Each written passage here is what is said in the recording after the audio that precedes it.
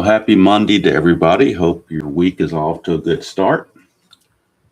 I do have a new, for anybody that did not see Sunday Basic Sunday, did not see me unbox this. This is the new dice tray or tower or whatever you want to call it from Nugnert. Don't know, well, that shows up on the screen there. The name is Nugnert. Very compact, fits in my hand.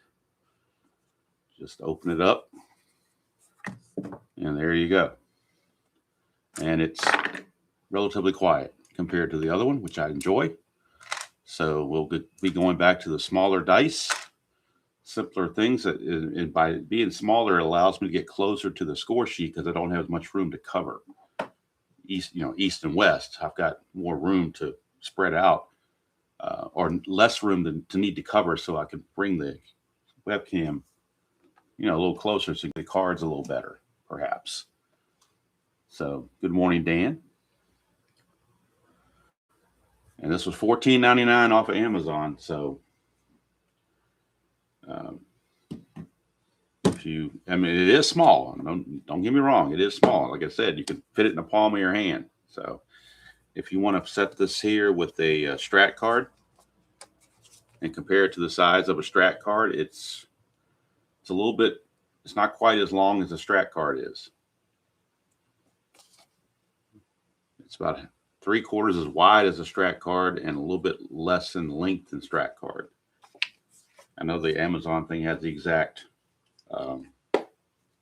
measurements on it, but anyway, that's what we got, and that's what I'm going with. And like I said, for some reason, the loud sound of the dice tray with the wood and everything was getting to me. Now, one thing, from where I'm sitting, if the dice fall here, I can't see them with my naked eye, but I can see them on the computer from the webcam. So I'm going to read the dice off the webcam, basically, off my computer screen, because when the dice get down here, this little thing here is tall enough where it blocks the view sometimes. So, but the other dice I've been using with the numbers on them are obviously larger than these, and to have 4 of those coming down, 3 in the D20 all at one time, and this little area was kind of busy, so I decided to go back to the smaller dice. These are the dice I use for the Sunday Basic Sunday version.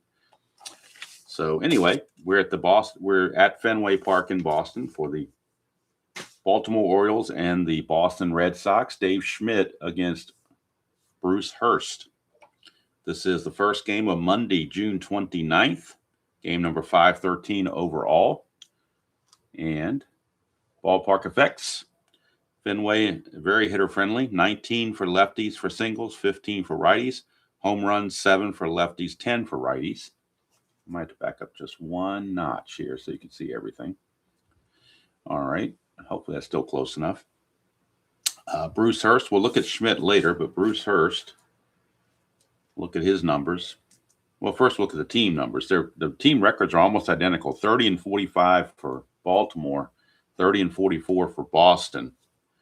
Boston did win this game real world 14-3. They blew out the Orioles badly. Look at Bruce Hurst. He has a -3 on his hold. He's a -2, and Gedman's a -1, so he's a -3. Wild pitch is 3. His balk is 2. Gedman's wild pitch is 12. So if we look at Bruce Hurst, 1987, Bruce Hurst was 15-13 with a 4.41 earned run average. And we'll see what he's done on the replay at this point. He is 5-8, ERA of 5.65. So he's been struggling, no question about it.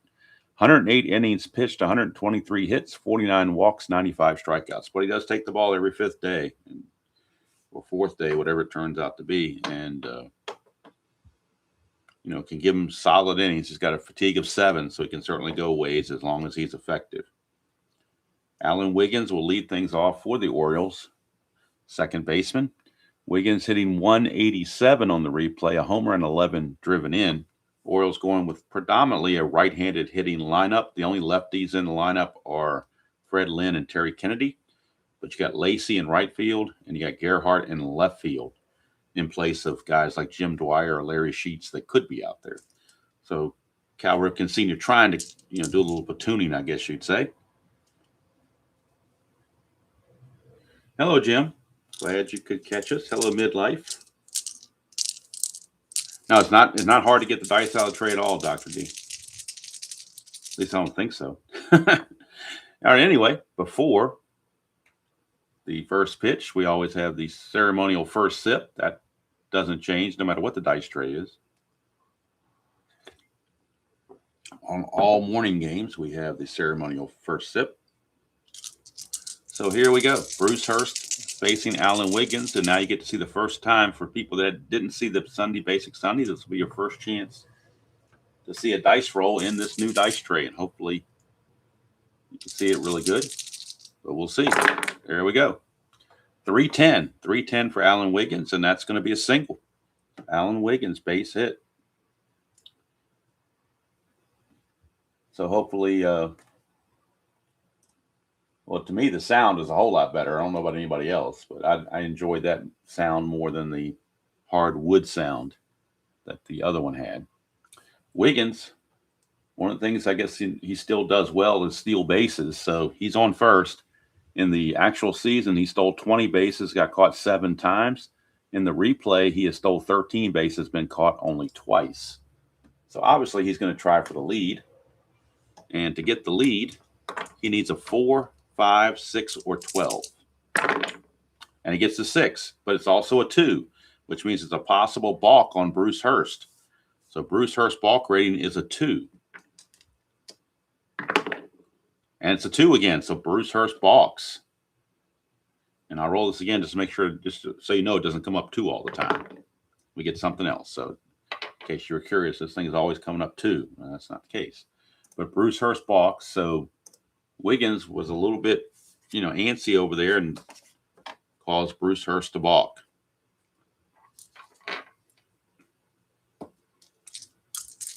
All right, here is... Hello, Jeremiah, if I didn't say hello to you. Here's Lee Lacy. Lacy hitting 263 on the replay, 4 homers, 15 driven in. Get 244 real world. Havoc roll, nothing happening. Lacy, and I got to go to the computer because I can't see this unless I dip my head in front of everybody, so I'm going to stay back. 1-8. 1-8 against the lefty, and that's a walk. So Hurst off to a rough start, single and a walk. And that's going to bring up Cal Ripken. It does set up a double play if you're looking for a silver lining.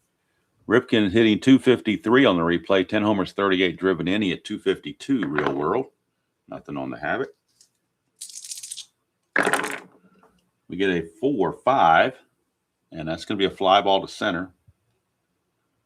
1 away. 1 down for Eddie Murray. Eddie Murray, first baseman, hitting 310 on the replay. 19 homers, 46 driven in. He at 277 real world. Nothing on the Havoc. And we get a 6-7 switch hitter. Single 1 to 12. That's a 9. That's a base hit. 1 star. It's going to load the bases. Orioles have loaded the bases with 1 out. Bases loaded, 1 out. For Fred Lynn, lefty on lefty matchup against Fred Lynn. That's a 1. Chance of a wild pitch on Hurst. He's a 3. No wild pitch. So now we go to Fred Lynn. 17 on the replay, 18 homers, 33 real world. Red Sox playing back to the double play. We get a 4-7, and that's going to be a ground ball second base X. This is a potential double play. Barrett's a 2-11. Got the defense chart, 2-11. Oh, 2 and a 4 is not going to help, though. 2 and a 4 is going to be a G3. His only play is going to be at first base, and that's a 7, so that shouldn't be a problem. But E11 and a 7, there's no error there, but it's going to be a 4-3 ground out with the runners advancing.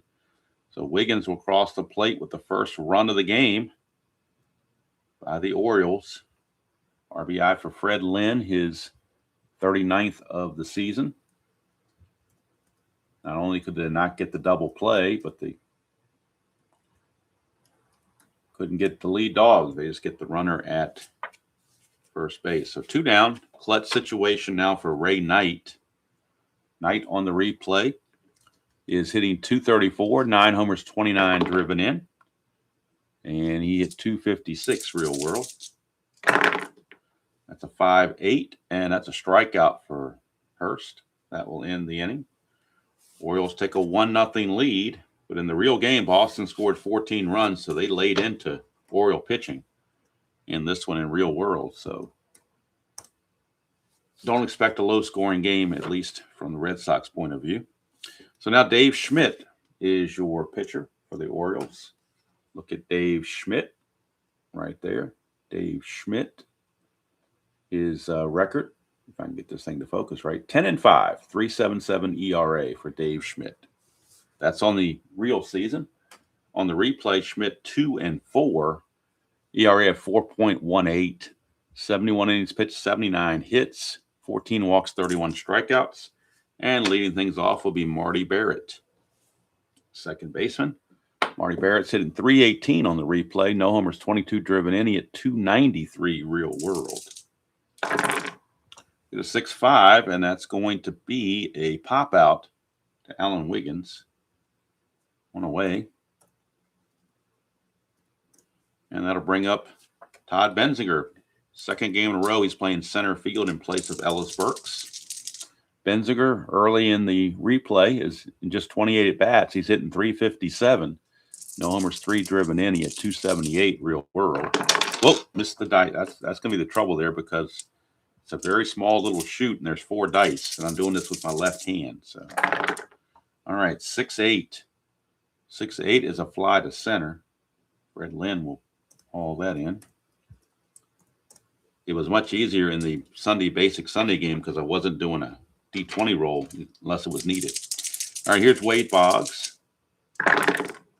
That is a 4-6 for Boggs, and that is a 1-8 double. And that's a 7, so Boggs will double. 2-out double for Boggs. And I might start doing that now. I might just only roll the D20 when it's necessary. So let's try this time without the D20 and see if it rolls a little bit better. Jim Rice hitting .261 on the replay, 6 homers, 36 driven in. He hit .277 real world. And we get a 5-7. 5-7 is going to be a ground ball, second base X. That is going to be Wiggins, 4E15. 4-16, he'll get to that. But the E15 and the 7 at second base, there is no 7, so he gets to it. Does Wiggins and makes the play. So no gate E4 on that one. And Schmidt gets out of it.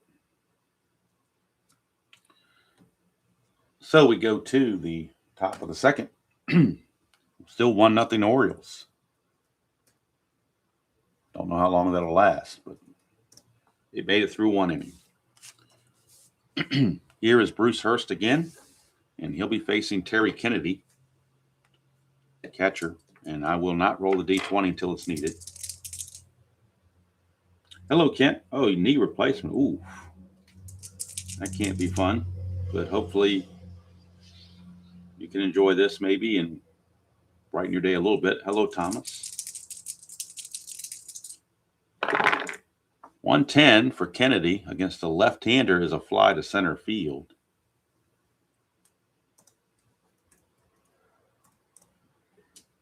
So I kind of like not rolling the D20 until it's absolutely necessarily needed. I think it kind of busies things up. So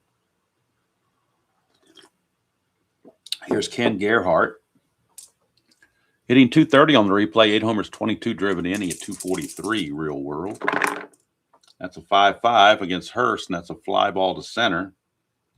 So 2 fly balls to Benzinger to start the inning. 2 easy outs, and it brings up Mike Young, designated hitter. Young is hitting .211 on the replay, 8 homers, 23 driven in. He at .240 real world. A 1-3, against the lefty, and that's a ballpark single check. So now we're going to need the D20. He is batting right-handed, so it's a 1-15. And it's a 16, so he can't get the single. So instead, it will be a line out to short. And that will end the inning. So we go to the bottom of the second. Still 1-0 O's, but it's very, very early. And Don Baylor, Mr. Hit by Pitch himself, is up to the plate to lead things off for the Red Sox. Baylor hitting .237 on the replay, 8 homers, 39 driven in. He hit .245 real world. And as you can see, we're at the June 29th date. Once we get past June 30th, before we start the first game in July, I will be doing a statistical video strictly on the computer to show the stats, the standings, trends, whatever. And that way you can get a look at each team and how they're doing. Statistical wise, who the overperformers are, who the underperformers are, who the league leaders are, all that sort of good stuff.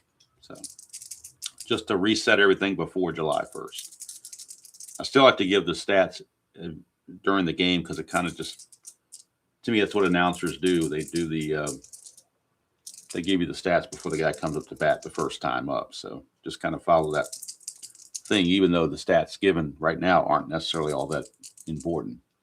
So, with that in mind, Don Baylor's hitting .237, 8 homers, 39 driven in. He hit .245 real world.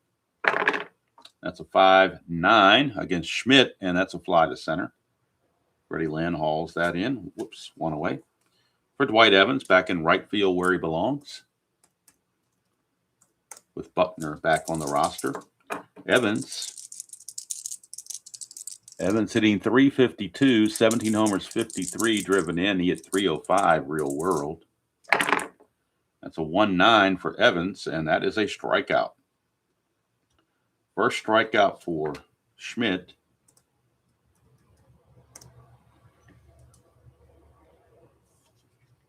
Thomas, I will answer that at the end of this half inning. Right, here's Bill Buckner. Buckner hitting .271. On the replay, 3 homers, 23 driven in. He hit .286 real world. And that is a 4-7. 4-7's a solid base hit for Buckner. 2-out single. He, of course, is no threat to run. And it brings up Spike Owen, the shortstop. Nothing on the havoc. So Spike Owen hitting .241 on the replay. A homer and 12 driven in. He hit .259 real world. That is a 5-6. Switch hitter batting left. 5-6 is a strikeout. And that will end the inning. Now, potential spam. You got to love potential spam. Maybe I should answer this call on the air. Potential spam. Well, there's a number that popped up for a second. You can call that number. Maybe we can call that number back and do something. There it is again. Maybe we should call that number and see who it is that's calling us. But I will not do that, obviously, but it was a fun thought to think about.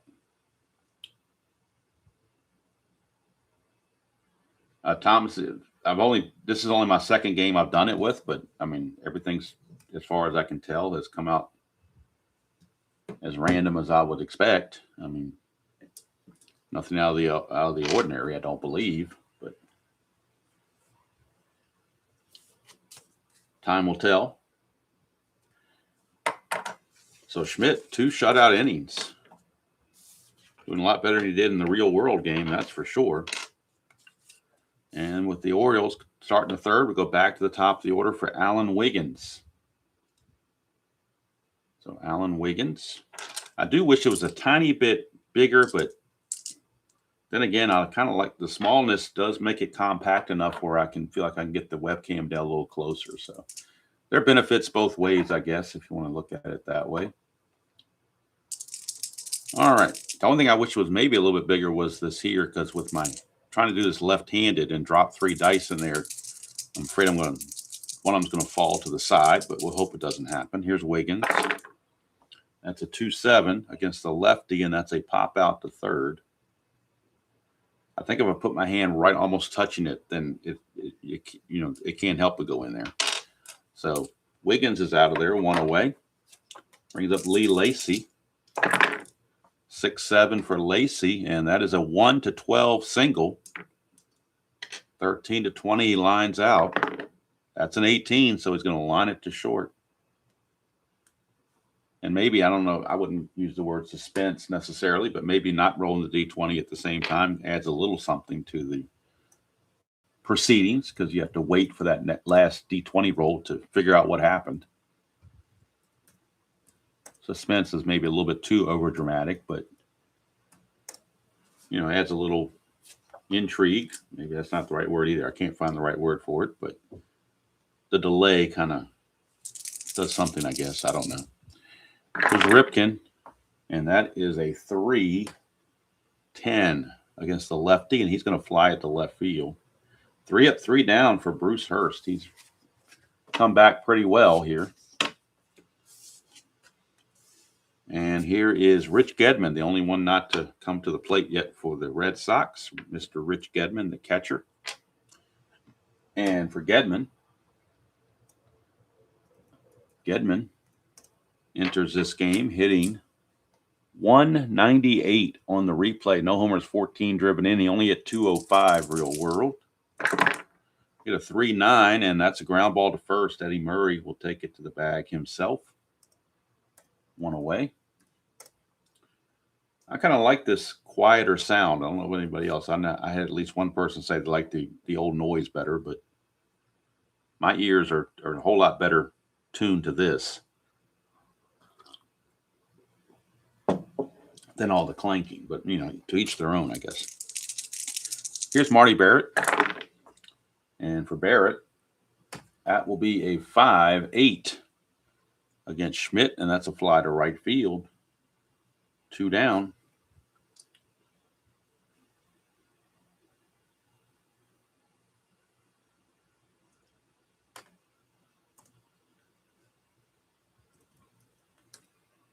Yeah, I'm rolling this way, I think, mainly because of the tower of this thing being so small, and having 4 dice fall through there at one time is a little busy to me. So maybe a side benefit of the tower of the small thing is I'm going back to my old roots. I don't know. But all right, here's Benzinger. It's just easier for me this way. 3-5 against the right-hander, and that's a ground ball to Ripken, and that will end the inning. So I feel like I'm getting, obviously the numbers are all coming up different, so I feel like I'm getting a lot of random rolls here.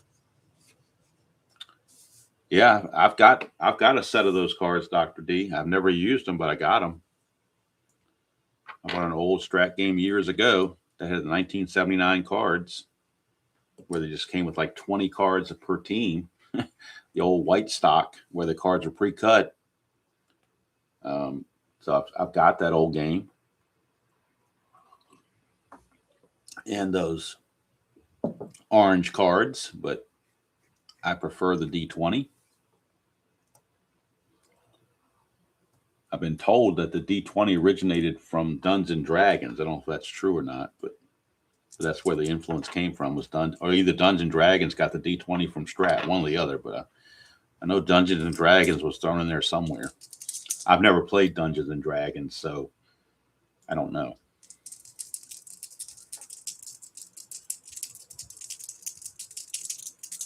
All right, here is Eddie Murray. And we get a 5-5. Switch hitter, right-handed. That's a fly to center field. 1 away. Murray is retired. Here's Fred Lynn. And we get a 4-8, and that's going to be a strikeout. And for Hurst, that's only strikeout number 2. So quickly, 2 up and 2 down. And we go on to Ray Knight. 6-11. That's ground ball pitcher X. So Hurst has an E18. Computer says he's a 3 range. So it's a 3 E18. So I'll roll for the 3 for the range. That's a 9. 3 and a 9. Let me get my pitcher section up here. So a 3 and a 9 for a pitcher is a G3. Now we're checking the error. He's an E18. So he's got to avoid 11, 12, 14, and 17. And he does that easily. So it's ground out, and that will end the inning. G3, but nobody's on base, so it's just a throw to first base. Very simple. And the inning's over. So we go to the bottom of the fourth. Still 1-0. And now that brings up Wade Boggs.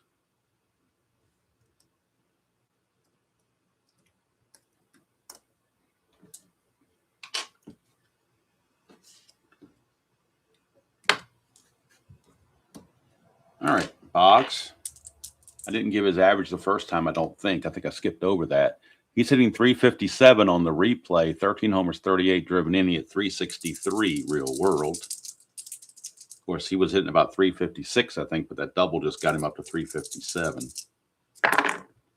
That's a 312 for Boggs, and that's going to be a split.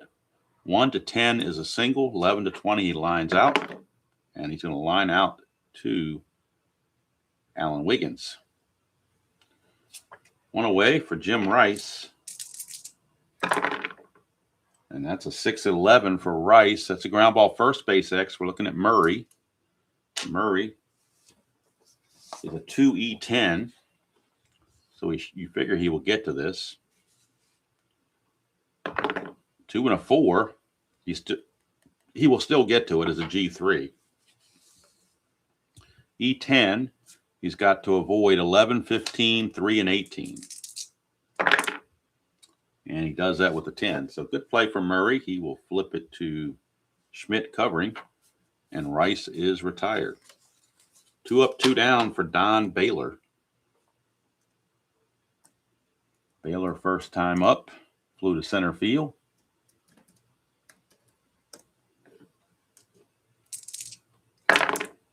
We get a 4-10, and that's going to be a fly to center field again. Fred Lynn's a 3E3. 3-9 should be okay with that. 3-9 is an F2. That's good enough. And as a center fielder, E3 just has to avoid 3, 18, and 16, which he does. So it's good play for Fred Lynn, and that's going to take care of the Red Sox. Dave Schmidt. He didn't last nearly this long in the real game, but today he is doing it. He and Bruce Hurst are in a pitcher's duel. The real score was 14-3 Boston, but a lot different in this game so far. Still got 5 innings to go, though, at least 5 innings.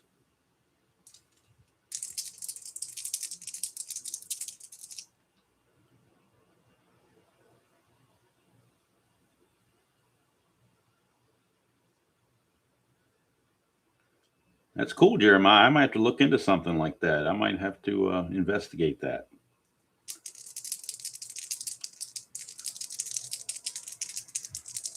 All right. I'm not that mechanically inclined a lot of times, unfortunately. So I don't know. I could try it maybe. Here's Kennedy. And for Kennedy, that is a 3-9 rather. And that's a split. 1 to 7. He'll get a single. 8 to 20, he will line it to Barrett. And he lines it to Barrett, 1 away. Whoops, 1 down, and here comes Ken Gerhardt. 2-10 against the lefty. That's a fly to center, 2 down.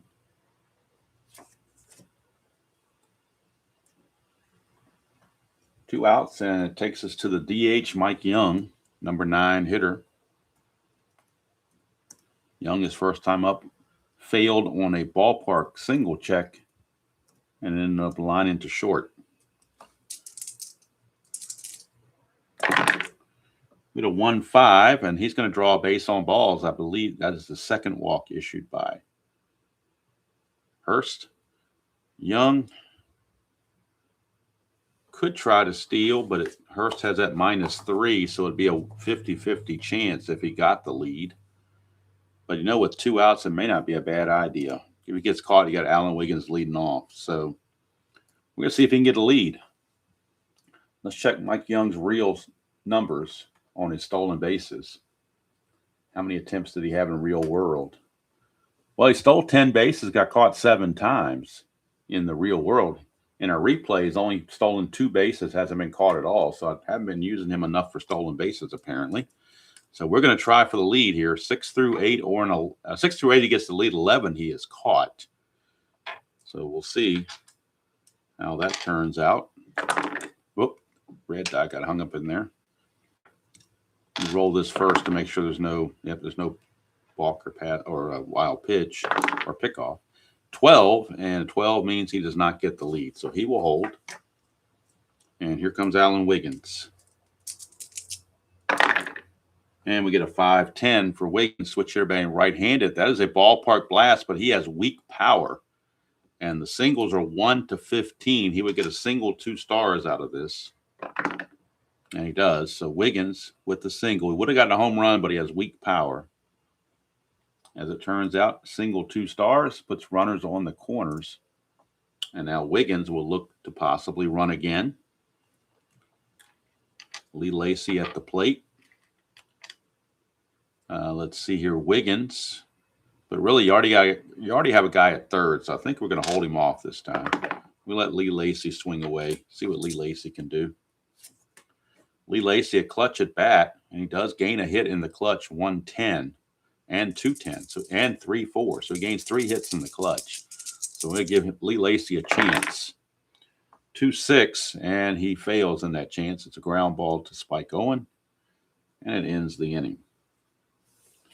But really, Wiggins stealing second wouldn't have mattered that much because he would still been stuck there anyway. Just means on a base hit, he would have scored a second run instead of a 1 run, but didn't think it was worth the gamble at that point. So we go to the bottom of the 5th, and coming up for the Red Sox, it'll be Mr. Evans.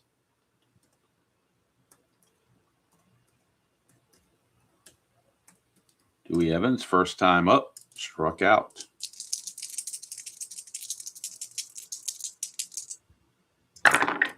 That's a 5-3, and that is a ground ball first base C. So Murray's got it, flips to Schmidt covering, 1 away.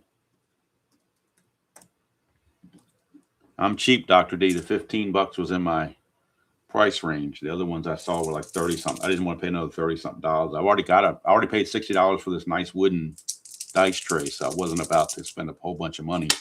If anything, I'll get some felt for the other one, but right now, I'm kind of liking this one. 210 for Buckner as a ground ball to first, and that will end the inning. I definitely like the quietness of it for sure. Here's Spike Owen.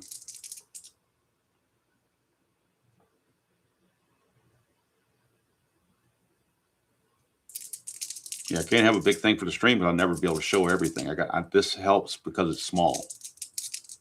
The petiteness of it actually is an advantage.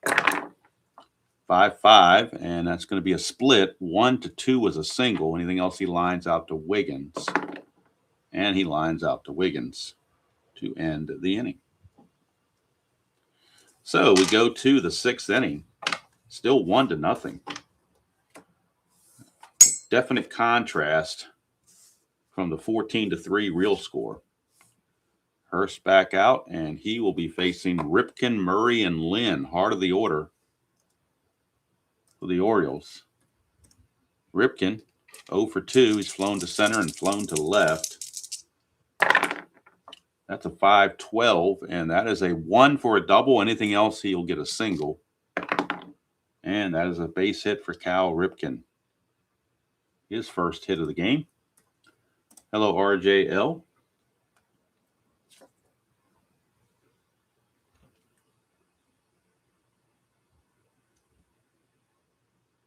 Yes, RJL, $14.95 off Amazon. And it folds down. Whoops. It folds down and fits in the palm of my hand. By Nugnert. Nugnert is the brand. $14.95. And I like that it's quiet. It's kind of small, so I got to be careful putting the dice in here. But other than that, I do enjoy it. At least so far I am. And by it being small, it allows me to get the webcam in a little closer. Any reason for it? Yes, it's quieter. I didn't like the noise of the old one. And plus, it's smaller, so I can put the webcam down and not lose the peripheries as much. So, all right. So here is Eddie Murray. Murray is 1 for 2. Whoop. See, I missed already because I'm doing this left-handed. That's the problem. There we go. 1-7 for Murray against a lefty. That's a 1-10 double. Anything else will be a single. And that's a double for Murray, 2 stars. And all of a sudden, second and third for the Orioles with nobody out.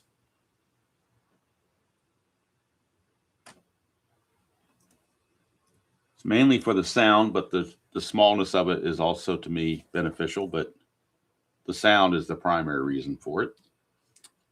All right, so second and third, nobody out. They're down 1-0 already. Man, it's kind of, I hate to bring the infield in and have it get through on a pound sign or something, but I'd hate to have a ground ball B or C score a run too. So they're going to play the infield in. I don't want to do it, but we're going to play in the infield in against Fred Lynn. Hurst could use a strikeout or a pop-up right about now. 5-3, and it's a ground ball first base C, so it's a good thing I brought the infield in. So we'll get the rule book to be precise. Make that handy. So second and third, infield in, and the ground ball C is a 1. So batters out, runners hold. So without the infield in, the run would have scored. It's a 3 unassisted by Buckner. And Ripken holds at third base. Infield will remain in. Yeah, Thomas, that would drive me crazy having all that noise, I think. I don't know. It used to not bother me. For whatever reason, the last week or so, the noise really started to bother me. And so that's why I'm going to. Now, I may switch back off again. I don't know. But for right now, I'm in my comfort zone here. 1, so that's a wild pitch chance. Hurst is a 3 wild pitch rating. And there's no wild pitch. Infield still in for Ray Knight. And we get a 5-2. And as a ground ball pitcher B, so they're going to get Ripken at the plate. Ground ball B, infield in. The B is always an out at the plate. So Ripken is out 1-3. Murray goes to third. And Knight reaches on the fielder's choice. But they get the lead dog.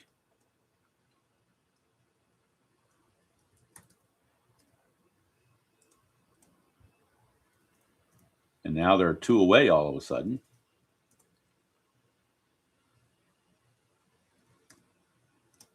And now it's a clutch situation for Terry Kennedy. Kennedy, in the clutch against left-handers, will lose a couple of hits actually. 1-9 and 2-11 and 3-6. So he loses 3 hits out of this. Runners at the corners, 2 outs for Hurst. And we get a 5-8 left-handed, struck him out. So Hurst pitches out of the mess and leaves the Orioles still in front only by 1 run. 1-0 going to the bottom of the 6th, where Boston won this game real world 14-3. This is the fatigue inning for Dave Schmidt, so we'll keep an eye on that. See how many hits and whatever he gives up. Leading off for the Red Sox will be Rich Gedman. We're not in the 7th inning yet, so no pinch hitting yet. 6-12, and that's a strikeout for Schmidt. And that is number 3 for Mr. Schmidt. Back to the top of the order for Marty Barrett. Barrett 0 for 2. Get a 5-11, and that's a ballpark single check. 1-15 for Barrett. And it's a 17, so he will fail on that.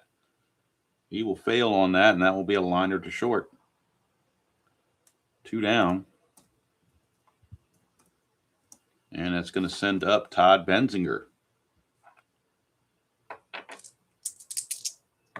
Whoop, that one didn't go through the hole. I know that. I could tell. So we'll redo it. 2-7, and that's going to be a 1-8 single. 9-20, he lines out. And that's a single for Todd Benzinger, 2-out single. Benzinger could think about trying to run here. because of +3 hold rating, but you got Wade, and that way Wade Boggs could drive you in with a single. Let's see what Benziger did in real world on his stolen bases. Attempts versus success. On the real season, Benziger stole 5 bases, got caught 4 times. He has not attempted to steal in the replay yet, so we're going to try to get the lead.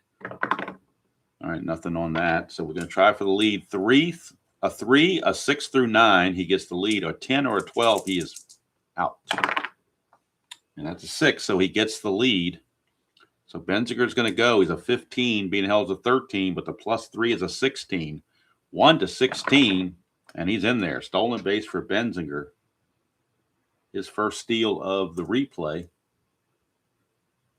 Now he's in scoring position for Wade Boggs as the tying run.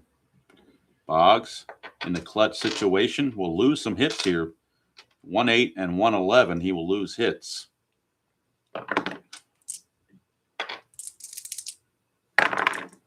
That's a 5-7, and a 5-7 is a ground ball second base X. This could be trouble because you got Wiggins, a 4E15. That could be issues. 4 and 8. I'm not sure if he gets to that. We'll see. He wasn't holding anybody on, so that might help. 4 and 8. Yep, G3, but the pound's irrelevant. And now on the E15, he just has to avoid 14, 17, 3, and 18. And he does. So Wiggins makes the play, and they keep the Red Sox off the scoreboard. 6 shutout innings for Dave Schmidt. This is definitely unlike the real game. No question. We start at the top of the 7th. This will be the fatigue inning for Bruce Hurst. And he'll be facing Gerhardt, Young, and Wiggins.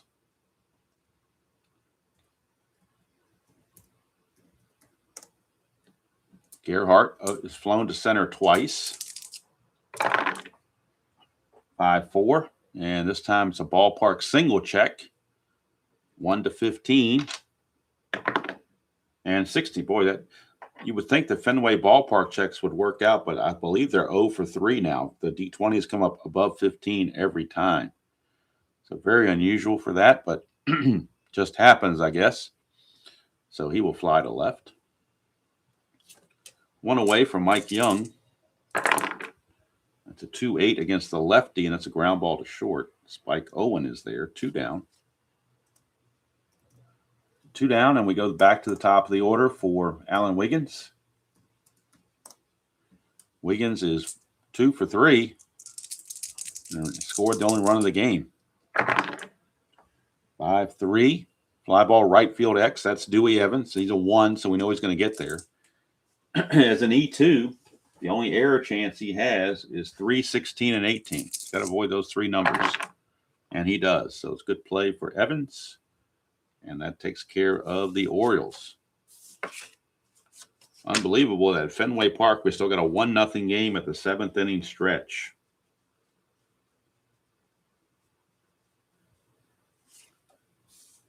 You just ordered this one right here, Robert? Is that what you're saying? $14.95 special on Amazon?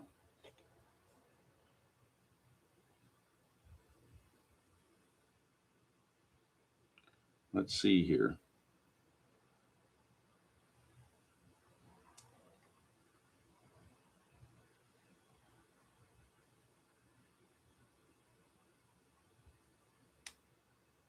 Oh man, I got gypped. They discounted it by $1. Now it's down to $13.49.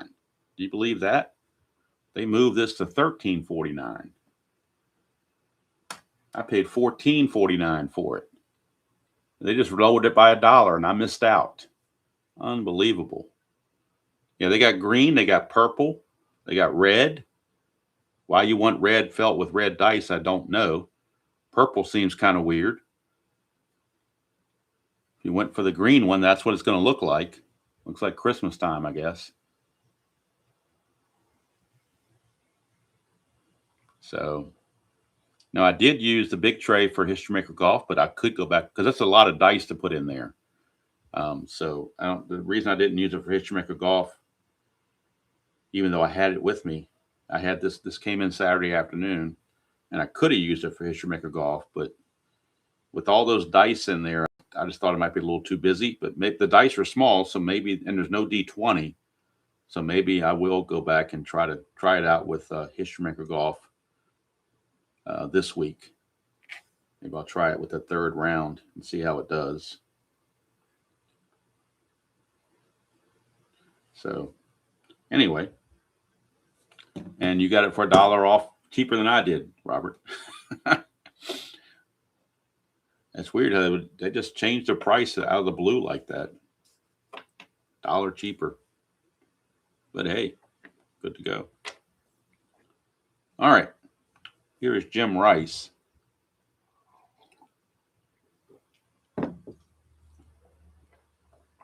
Rice is 0 for 2.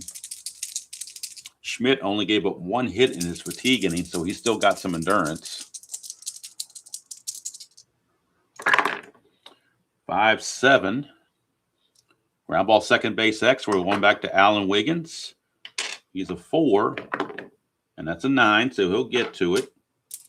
Now on a 4, second baseman E15.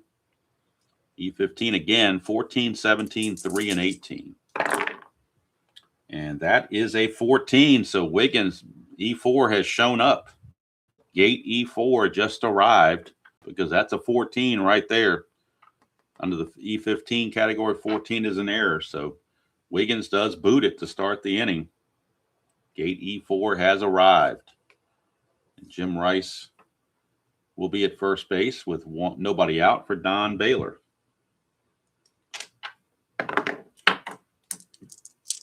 Baylor, 0 for 2. He's flown to Fred Lynn twice. 3-8. And this time he'll draw a base on balls. So the bullpen now for the Orioles is going to start stirring. First and second, nobody out. Yeah, it's just like Giovanni's Tailor Shop. You tell them Demo Central, they'll give you a discount. Maybe.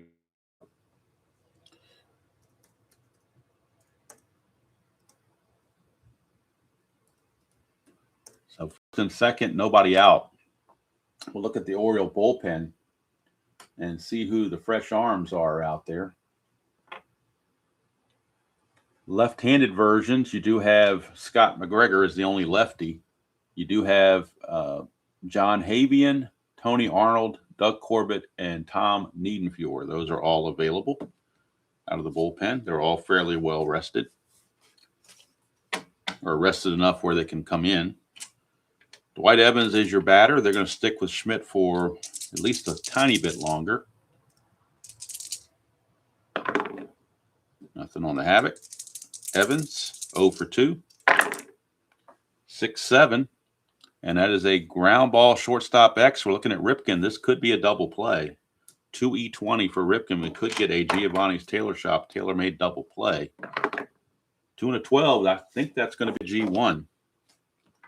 And it will. G1. So Ripken is an E20 at short. He has to avoid 4, 15, 16, and 17. And that is a 16. He's an E20 at short, and he found an error. So another error in the inning. He's an E20 at short, and the 16 is right there, and the 16 is right there. So back-to-back errors and a walk. 2 errors and a walk. You expect it out of Wiggins. You don't expect it out of Ripken. I guess he was trying to turn the double play too fast and just never corralled the ball. But now the bases are loaded. But can you really blame Schmidt? I mean, there should be 2 outs in the inning and a runner at first. Instead, he's got bases loaded, nobody out for Bill Buckner. So he's in a little bit of a bind. They're going to play the infield back to try to turn double play. They desperately need outs. They'll give up the tie and run to get the 2 outs if they can get it. He really needs a pop-up or a strikeout. It's a 2-8 for Buckner, and that's a pop out to short. That was one of the outs he needed, a pop out to short. Base is still loaded with 1 out. Spike Owen, now a double play gets you out of the inning.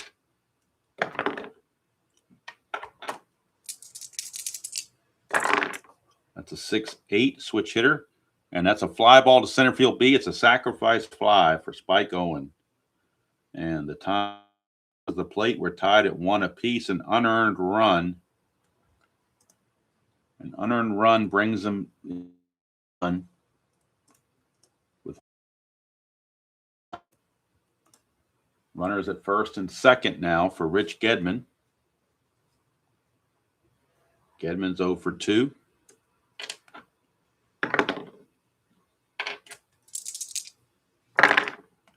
3-6 for Gedman, and it's a ground ball first base B. So Murray gets the force play on Evans, 3-6 at second base. Going to third is Baylor, and safe at first is Gedman. 2 outs now with runners on the corners.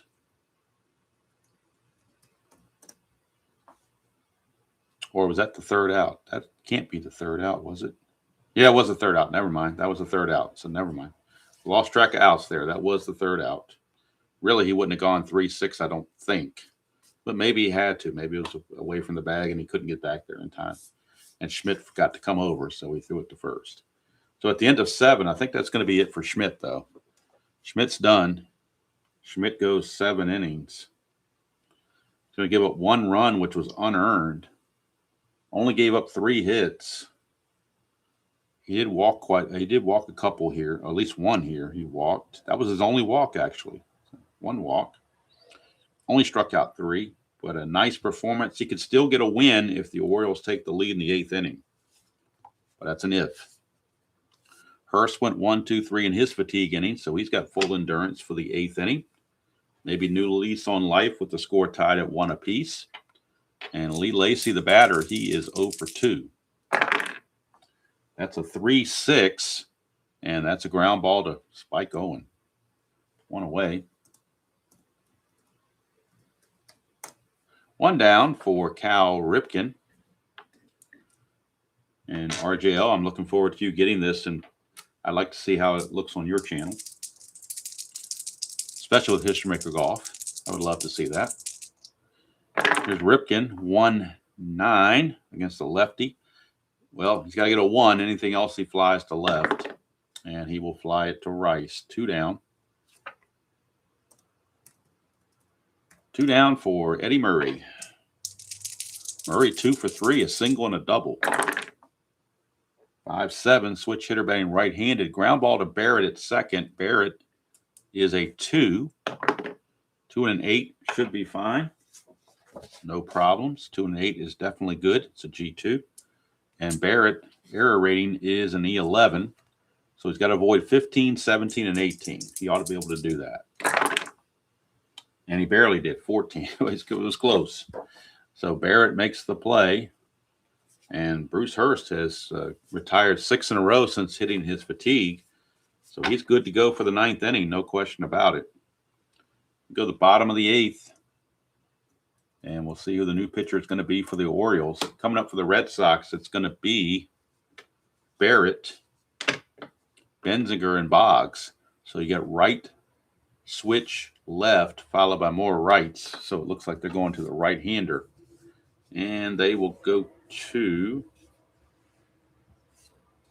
boy, who do you go to here? Their whole bullpen is terrible. That's kind of self-explanatory, I think, is how bad their bullpen is. Boy. They're going to go to Doug Corbett. I don't want to, but he needs to pitch. He hasn't pitched in a while, so not my first choice, but that's what they're doing. They brought him in for a reason as a free agent or whatever. So he used to be a good closer back in the day. Of course, now he's not. Yeah, I'm not getting any commission, unfortunately, on that purchase by RJL. But hey, if it helps him out with his games, that's what's important. So Corbett is a +2 hold. Let's get the numbers on Corbett. He was 0-2 with a 7.83 ERA and 1 save in the real season. On the replays, he has no win-loss record. He's pitched 4 shutout innings. ERA of 0, but 4 innings pitched, 2 hits, no walks, 2 strikeouts. So he's pitched really well in the replay.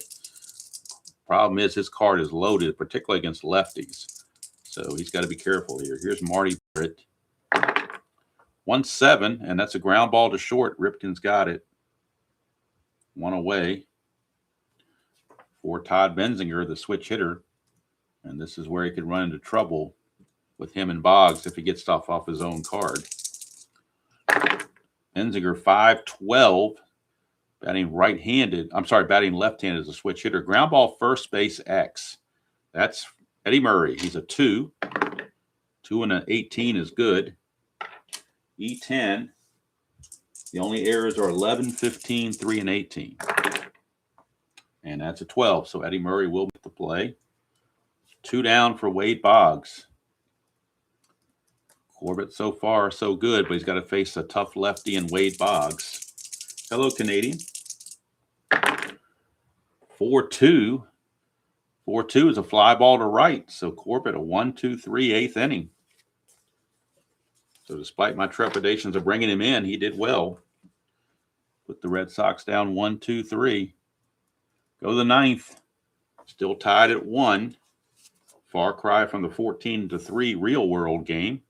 Hurst has full endurance, so he's coming back out there facing Freddie Lynn.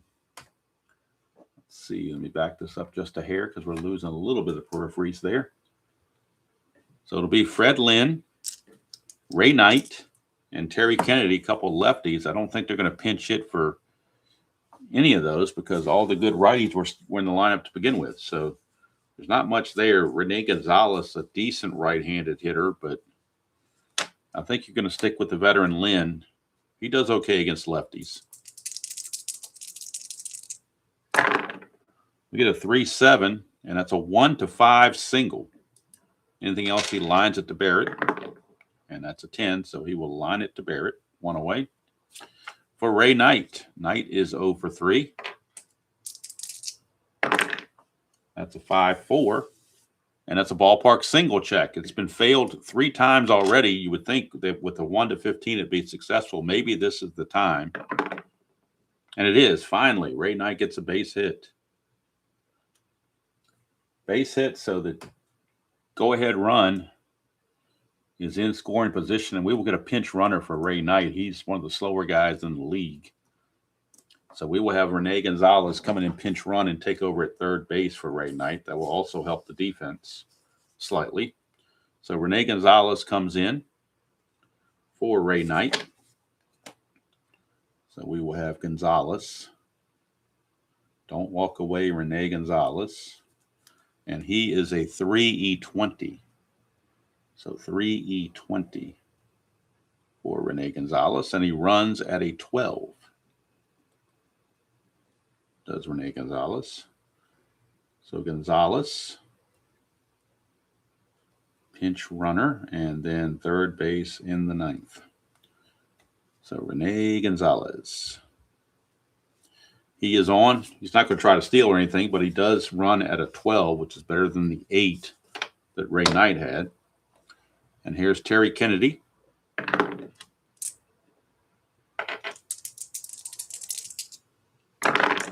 That is a 4-6. Lefty struck him out. Second strikeout of Kennedy. 4th strikeout of the game for Bruce Hurst.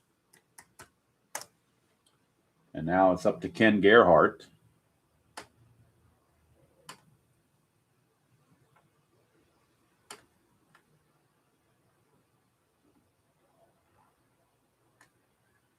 Gerhardt is 0 for 3, 3 flyouts.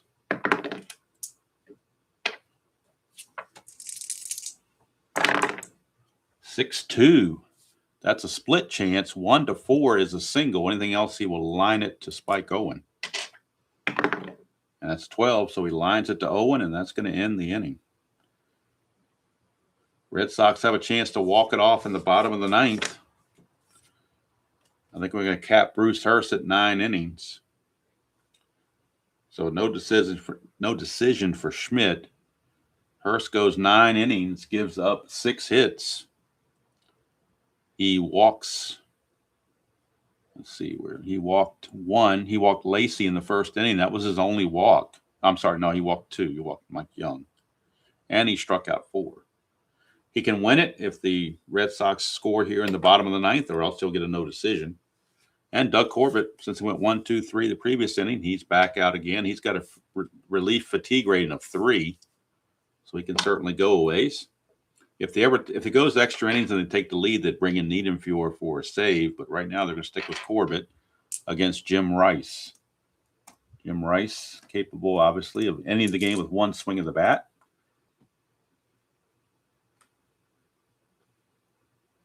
Rice so far is 0 for 3. 3-4 for Rice, and that's a ground ball third base. Hey, boy, 3-5 might have been a chance to walk it off, but a 3-4 is a ground ball to the new third baseman, Rene Gonzalez. I'm telling you, bring a new guy into play the field, the ball will find him, and there it is. Ground ball third base A. Very first at bat. He has to make the defensive play, which he does. 1 away now for Don Baylor, designated hitter. 4-2. That's a strikeout for Corbett. How about that? Corbett retires all 5 he's faced so far. We could be looking at free baseball here, unless Dewey Evans goes yard. 2-7 for Evans, and he will draw a base on balls, so that will at least extend the inning. Oh, I don't know if you can hear that or not, but there's a feline that just entered the room, making noise about something. Probably wants to be fed again. What's the matter, Tabby? What is wrong, Tabby? What is wrong?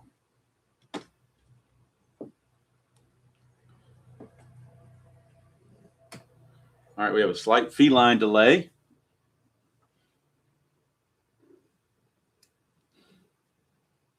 Oh, now she wants to lay down right on the score sheet. Tabby, it's not the place to be. There's room on the table over here if you want to lay over on this side.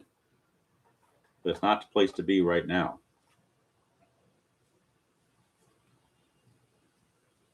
What do you think, Tabby? Tabby. Shh, shh, shh. What do you say?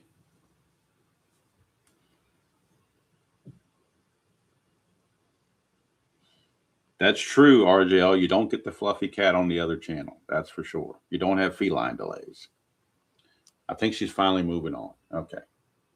All right, Tabby, hold on. I'll help you. There you go. Hopefully she messed up my cards a little bit, but that's okay. All right. So we got through that, fortunately. Here's Billy Buckner.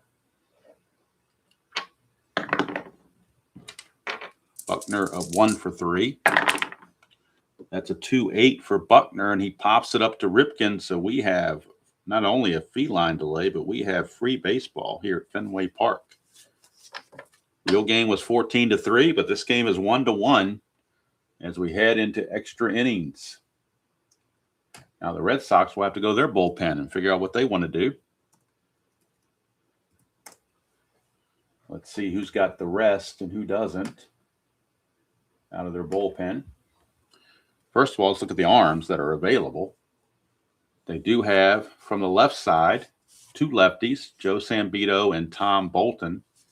And from the right-hand side, you have Calvin Schiraldi, Steve Crawford, and that's it. So you have 4 choices right there. For the Orioles, they have 2 switch hitters and then a righty. So I guess you would think you'd go to a righty here. Normally in extra innings as the home team, you would go to the closer because there's no closing situation anymore, no save situation anymore. So they will go to Calvin Schiraldi. Will the Red Sox. Calvin Schiraldi is on. He's a +4 hold, which makes him a +3. So Calvin Schiraldi is on. And we'll get the numbers on Schiraldi, both on the replay and real world. Schiraldi real world was 8-5 with a 441 earned run average. And he also garnered 6 saves. On the replay, he's 4-5 with a 5.19 ERA, and he's already had 8 saves. 35 innings pitched, 44 hits, 8 walks, 45 strikeouts. That's an incredible walk to strikeout ratio for Giraldi, 8 walks and 45 strikeouts. But he has given up 9 more hits than he has innings pitched, so that kind of counteracted that. So Giraldi will be taking on Mike Young to lead things off. Designated hitter, switch hitter for the Orioles against Giraldi to start the top of the 10th. Let's back this up just a hair more. All right. So I think that all fits now. So as a reset, it's 1 run, 6 hits, and 2 errors for the Orioles. 1 run, 3 hits, no errors for the Red Sox. And now Mike Young. 4-3, switch hitter, batting left-handed. That's ground ball pitcher X right back to Giraldi. He is an E17, and the computer says he is a 3. So he's a 3 E17 for Giraldi. 3 and a 9, should be no issues. 3 and a 9 for a pitcher is a G3. That's good enough. E17, he has to avoid 3, 6, 11, 12, and 17. And that's a 9, so that's good play for Giraldi. He'll take care of Mike Young to start the inning. And we go to the top of the order for Alan Wiggins. He's 2 for 4. 3-6 for Wiggins, and that's going to be a walk. So Wiggins is on, and he's looking to run. No question about it. He may even run without the good lead because of that +3 hold. That would still be a 1-13 even if he didn't get a good lead. But he's going to try for the good lead, obviously. I'm sure there's nothing funky going on. There's not. So 4, 5, 6, 4, 5, or 6, or a 12. And he does not get the good lead, but he's tempted to go without the good lead. Without the good lead, 14 minus 4 for being held would be a 10, and a +3 would be a 13. 65% chance. Man, hate to have him try it, though, without a good lead. I think we're just going to hold him there. I'm tempted to do it. Dan says go. You want me to go, Dan? You want me to try it anyway without the good lead? All right, it'd be a 1-13 because he's a 14 here with his secondary lead, and the secondary lead is a -4 hold versus a -2 hold, drops him to a 10, but the +3 makes it a 13. So we're going to go ahead and go. 65% chance for Wiggins to steal it and get in the scoring position, which with 1 out would be huge to do. And again, Wiggins, we'll look at his stolen base numbers, real world and replay. In the real world, he stole 20 bases, got caught 7 times. In the replay, he's stolen 13 bases, only been caught twice. So 1-13, he's in there. And he's got caught. He got caught. Oh, well, it happens. As Gedman threw him out.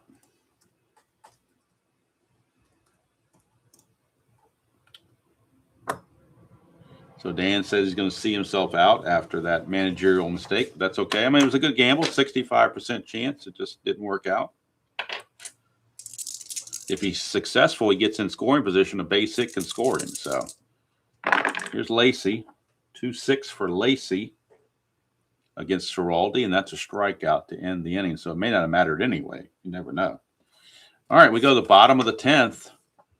And Corbett's still in there. He's got a fatigue of 3, so there's no reason to pull him right now. He's only given up a walk. That's all he's given up here in 2 innings of work. We got Spike Owen, Rich Gedman, and Marty Barrett, your scheduled hitters. Spike Owen is 0 for 1 or 0 for 2, but he did bring in the only run with a sacrifice fly. That's a force 4, and that's going to be a fly ball center field X. We're looking at Fred Lynn. He's a 3, and a 3 and an 8 is no problem as far as I can tell. 3 and an 8 is an F1, which is good enough. He's an E3 center fielder. The only errors are 3, 18, and 16. And that's a 5, so it's a rare play. But with nobody on base, I don't think that's going to matter. F1 rare play. The outfielder races back to the wall and makes the diving catch, but ends up colliding with the wall. Hauls on the ball. His day is all runners tag. Oh, there's no runners on. So a nice catch there for Freddie Lynn as he crashes into the wall out in that garage out there in right center field by the bullpen. Garage door, I guess he ran into. But he makes the play, saves a double. And here's Rich Gedman. 4-5, and that's a pop out to Lee Lacy, 2 down. I'm sorry, to Wiggins, 2 down for the top of the order, and Marty Barrett. And the question is, who's going to score a run? Here's Marty Barrett. He's 0 for 4. 5-7, and that's a ground ball second base extra going back to gate E4 for Alan Wiggins. 4-8. Borderline, but should get to it. 4-8. Yep, G3, good enough. And he is an E15. So again, got to avoid 14, 17, 3, and 18. He got that 14 last time. This time a 12 or 11 is no problem. So Wiggins makes the play and the inning's over. 3 shutout innings of relief by Doug Corbett. He has been amazing compared to his Strat card. He's really overperformed there. Schiraldi back for his second inning of work. He only faced the minimum, so he's definitely good to go. And he will be facing Cal Ripken to start things off in the top of the 11th.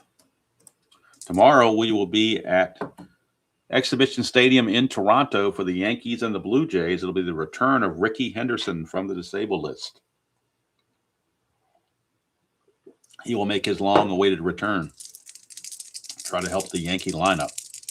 Here's Ripken. He's 1 for 4. It's 2-8. And for Ripken, that's a strikeout. So Ripken strikes out. 1 away. Might need to back this up again because I'm going farther right each inning. So back this up just a hair. So Ripken with the strikeout. And here comes Eddie Murray.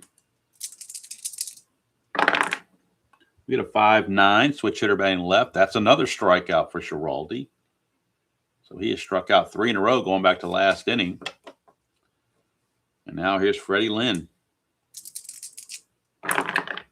That's a 4-11, and that's a ground ball first base X. Buckner, he's a 4. 4-7, that's iffy. That might get through. 4-7, no, it does not. G3, it just does get to it. And he is an E13 at first base. He's got to avoid 11, 13, and 17. And that is a 13 to me, which means that's going to be error on Bill Buckner. 13 and a 13. Bill Buckner boots it. Keeps the inning going.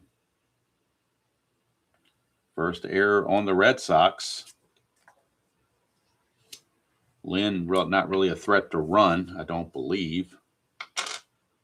Actually, he is a threat to run. So we'll take a second look here and see if he can get a lead. Although he is caught stealing automatically 7 through 10. So that can be an issue right there. But we'll see. We'll check the numbers on this. See if it's worth the game. With 2 outs, it might be worth the gamble. We never know. Let's see what he did real world. I don't think there's anybody on the Oriole bench that's he could bring as a pinch runner. They're all pretty bad at running. The only guy that was halfway fast is Rene Gonzalez, and he's already been used. So Lynn stole 3 bases, got caught 7 times. That's why he's got those big numbers there. So he's going to try it. I mean, you're never going to recapture or imitate the caught stealings if you don't try. My general rule is if he has an asterisk here, he tries to steal. So we're going to try to get the lead with Freddie Lynn. In a 2 through 6 or a 12, he gets the lead, but a 7 through 10, he is out. That's a 9, he is caught stealing. Picked off, caught stealing, whatever you prefer. So he's out, and that will end the inning. And that'll do it for Schiraldi. He's going to go 2 innings. And he strikes out 3, walks 1. Doesn't give up anything else. And we'll see about Corbett. He's already gone 3 innings, so they may be looking to the bullpen for the Orioles as well. You got Benzinger and Boggs. You got a couple of lefties coming up. So it looks like Scott McGregor will be coming on for the Orioles. If I can get his card out. Scotty McGregor will be coming on in place of Corbett. Corbett went 3 innings. And let's see, did he give up anything? He gave up a walk, and that was it. He got a walk and a strikeout. Nothing else. So Scott McGregor will come on to pitch the bottom of the 11th. He is a -1 hold. And we'll see what he did real world versus replay.